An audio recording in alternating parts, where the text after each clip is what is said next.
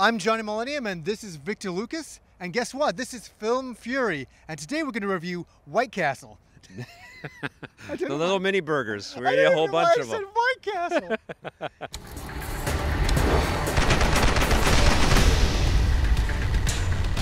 I'm Johnny Millennium, and this is Victor Lucas, and this is Film Fury. And today we're going to review the Netflix original Sandcastle. But just before that, we want to thank our friends at the VFS School of Film. So we just watched the Netflix original Sandcastle, starring Henry Cavill and Nicholas Hoult. Yeah, and it's weird because Henry Cavill is prominently positioned on the image for Sandcastle. He's hardly in it. And you didn't even recognize that. Well, no, I was just like, what did he play again? And you're like, oh, I'm like, that's the guy who led the charge in the end. I'm like, oh, okay. I'm like, I forgot about. Do you know what? It was Kim while we were watching the movie.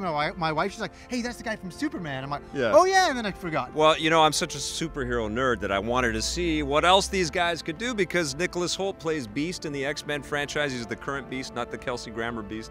And of course Henry Cavill is world-renowned now as Superman, but both of these actors have been doing some interesting things. Nicholas Hoult, I think, is a little bit more chameleon-like. He shows up in lots of cool things like the Mad Max Fury Road. He's a terrific young actor.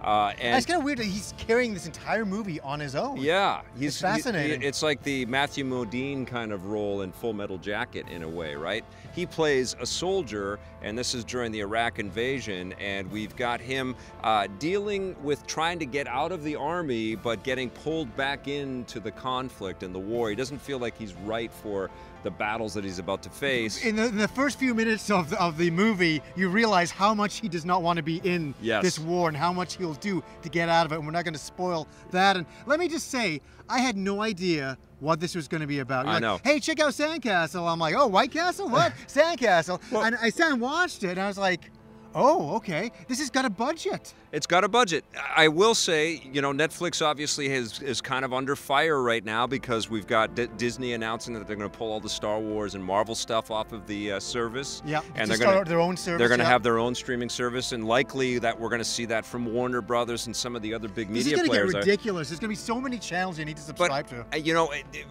you kind of have to understand that a little bit, because how long can these companies kind of support this monopoly that Netflix seemed to have carved out for itself? So the only, you know, course of action for Netflix to kind of keep its customer base and to keep growing is to keep investing in new content, and that's obviously what they've been doing. They've had, I think, a little bit more of a successful, you know, venture with their series work, with the House of Cards and Narcos and some of the Marvel stuff. Some of that stuff. Yeah, and they have done some movies. The Defenders, not so much. Not so much with the Defenders. They've done some movies like with Adam Sandler, and they did that big Brad Pitt movie. Yeah. This was one of the first ones that we went out of our way. They also did Death Note, which we haven't reviewed yet, but I keep hearing terrible things about. Yeah, but this was the first kind of like Netflix film. You know, I think I probably watched a documentary or something they produced before, but this was like a theatrical type movie that didn't get to the theaters.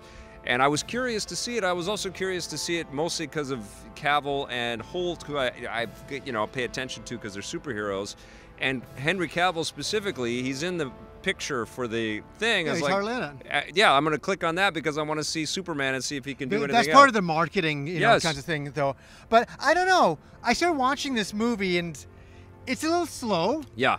There's a lot of meaning behind it, and I get that. I want to say that right away. This is an important film. Any movie that takes place in the, you know, the Iraqi war and the misunderstanding of the Iraqi soldiers and Iraqi people and the soldiers that are sent there. Just the mess of it, the quagmire. It's a mess. It's just so terrible in so many different ways. Yes. And everybody's trying to understand each other, and the confusion, the mistrust, and that's what this movie is about. Right. And they're trying to defend this water line. They're trying to fix this water line in this small town. Yeah, to help the civilians that have been impacted by the war. And obviously there's a lot of mistrust with the American military that's in there, and a lot of fear that if there's any kind of collusion or help that's sort of observed, you know, with these townsfolk helping the American military, there are going to be some consequences to pay. There's a lot of different factions going on. Let's say that for sure. And what we see is that increasingly the pressure kind of rises as you're watching this film go off, and there are some pretty intense sequences where,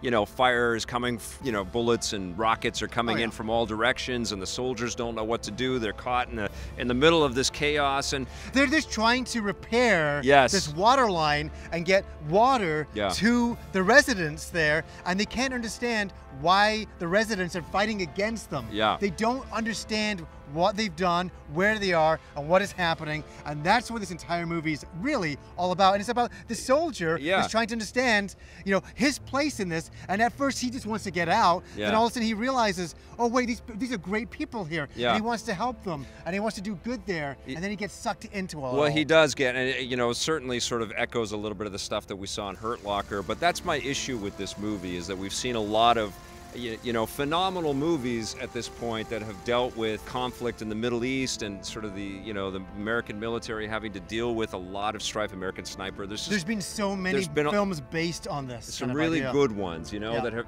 you know, and that's not even stretching back into the Vietnam era stuff, but it's tough to kind of break new ground. And as formidable and as commendable as some of the performances are, and there's some pretty cool nuance. I liked Nicholas Holt's teammates, the people that were on his squad. Very connected to those guys. You do, really and there's a naturalness to it as well. You know, the way that Nicholas Hoult kind of connects and starts to care. Yeah, I love how he's just a regular, ordinary guy, and we end up caring about him and caring about his struggle within. Yeah, you know, and I thought that was really good. You know, you see Henry Cavill, and he's got the bulk and the beard, and he's got this sort of southern U.S. accent, and it looks like he's pushing it a bit. You know, he's pushing it. Yeah, but it also looks like he's conscious of himself on the role and how he looks and how he's thinking about it, you know.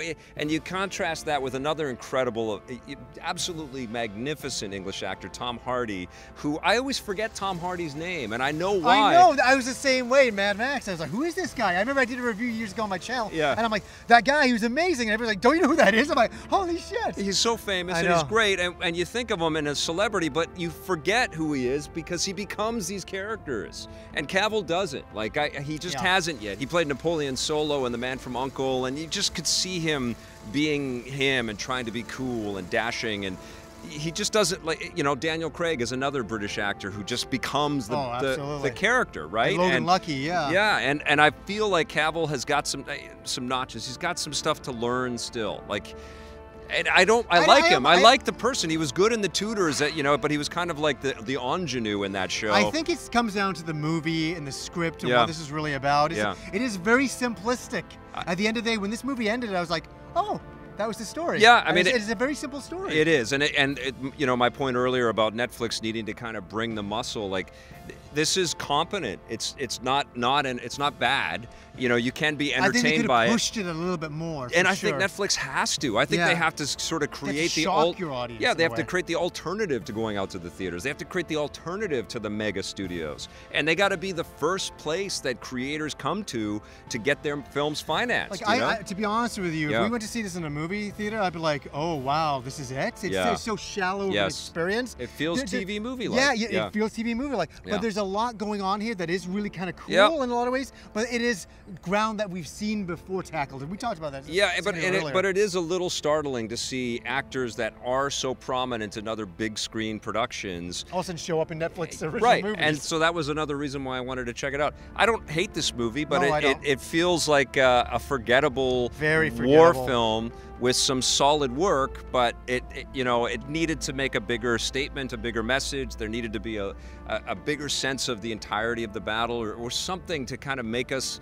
never forget Sandcastle. Yeah, I was not bored watching this movie. I was really into the struggles that were going on with these characters, but when it was over, I was like, well, I'm glad that's over. Yeah. You know what I mean? It is very, very forgettable. So what are you going to give Sandcastle? I'm going to give it a 5.5. How about you? I'm going to give it a 6 out of 10. Okay. So if you want to make better films than Sandcastle, you can learn how to do so at the VFS School of Film and check out their one-year program. Go to VFS.edu to learn more.